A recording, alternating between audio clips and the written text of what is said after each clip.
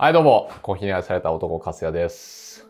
今日はまたちょっとマニアックな話をしていこうかなと思います。はい。前にさ、ペーパーの折り方みたいなのやったじゃないですか。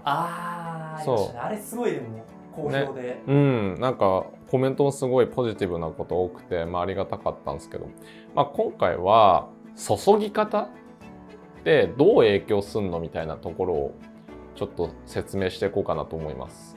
なんかそこもね、あんまり皆さん意識してないのかなと思うので、そこをどういう影響が出るのかも含めて説明していこうと思います。なので具体的に言うと、回しながら注ぐのか真ん中にただ注ぐのかでどういう結果の違いを生むのかっていうものを説明していくっていうだけの動画です。マニアックですねこれ。マニアックだよね。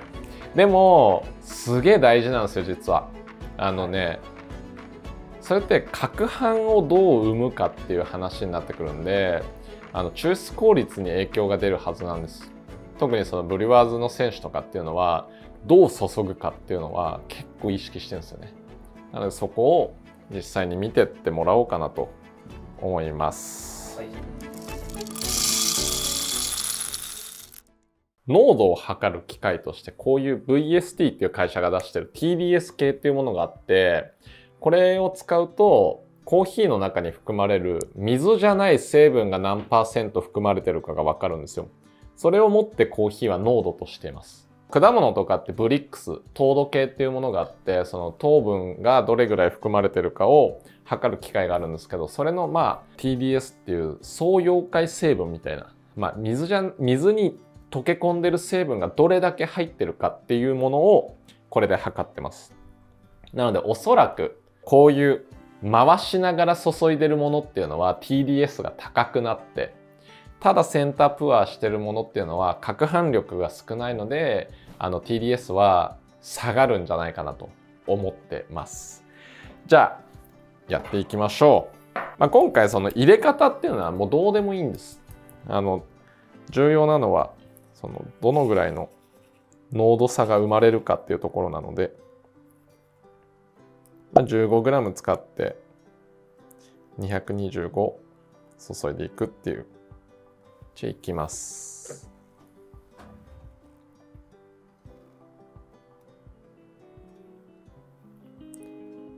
どっちも蒸らしはこうやってやろうかな。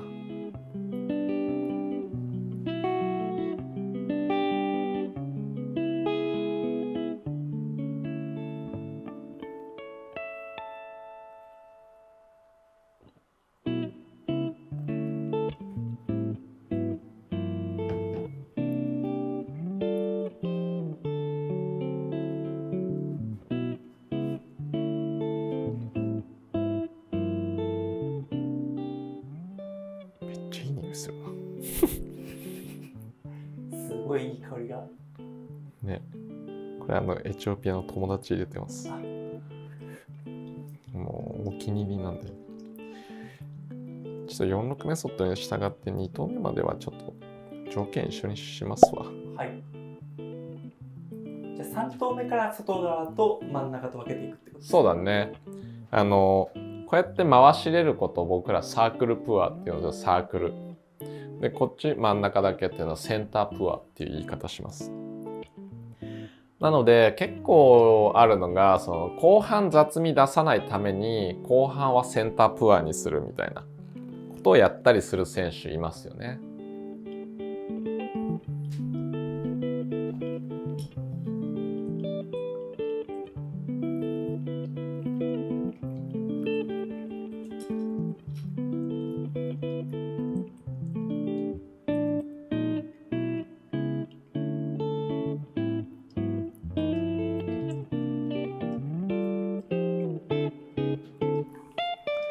なのでここで大事なのはどっちが正しいわけではないんですよ。で例えばね、僕の46メソッドっていうのは粗く引いてこうやって回し入れるのが特徴なんですけど、翌年の世界チャンピオンのチャド・ワンは細く引いてずっと真ん中に注ぐっていうやり方なんですよ。これ理にかなってますよね。僕の粗挽きっていうのは抽出効率が悪いわけじゃないですか。お湯抜けがいいから。でもチャドが使ってたのは細挽きだから抽出効率がいいんですよ、すごく極めて。だからこうやってセンタープアにすることで攪拌とか極力抑えてあげるっていう目的があるんですよね。なのでその使い分け、より成分を出したいっていう時はサークルプア、そうじゃないっていう時はセンタープアにしてあげて、味の出しすぎを防いだり味をもっと出してあげたりっていう狙いが、これでできるっていうことですね。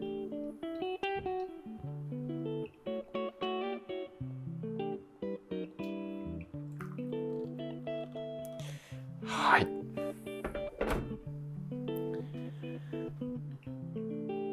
濃度差が生まれるかはちょっと分かんない。俺もそこだけで測ったことないからそうですよね。ただその味の違いっていうのは見えるんじゃないかなって思いますね。なんかいろいろ気になりますね、これ実際に濃度のところからしても。ね、変わるのかなっていうね。変わりそうな気がしますけどね、これでも。あとちょっと細かく引きすぎたわ。そうしてこない。あ、そうだそうだ。俺この間こいつ EK ゼロ設定変えちゃったんだ。そう。普段より細かく引かれるようになっちゃってて。なるほど。でもさ、見てほしいんだけど、こっちの方が先に落ちてってんですよ。確かに。こっちの方が後に注いでるじゃん。しかも同じ量注いでるのに、こっちの方が早く落ちきったって何が言えるかっていうと、やっぱその抜けが早いんですよ。センタープアの方が。なぜなら攪拌されてないから、そのままお湯がスーって抜けてく、イメージとしては。で、こっちっていうのは攪拌があってやるから、お湯の抜けも悪くなるんですね。だから、粗挽きでも濃いめに出すことができたりするんですよ。こんだけ違いが出るっていうの面白いね。まだ落ちてってないからね。面白い面白い。そう、これね、ここの出来上がりも全然違います、見え方が。この左側、回し入れた方の一番上がさ、泥みたいなのが張ってるじゃん。はい。これがね、これ微粉なんですよね。はい。で、こっちはそういうのないじゃん、全然。なんかパッと見粗い感じ。そう。だからこっちっていうのはこの攪拌してることで巻き上がるんですよ、粉が。でこっちはそういうのがないんで、お湯の抜け方にも影響があるんですよね。面白いね。こうやって入れ比べるってこと皆さんないじゃないですか。ないですよね、飲み比べることもないだろうし、入れ比べるってこともほとんどないと思うんで、こういうの参考になればいいなと思います。じゃあ実際に測ってみようかな、まずは。はい。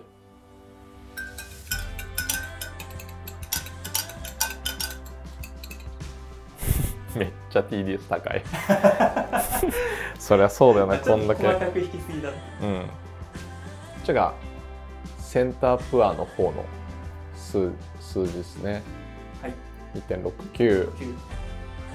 こっちがサークルプアで入れた方。はい。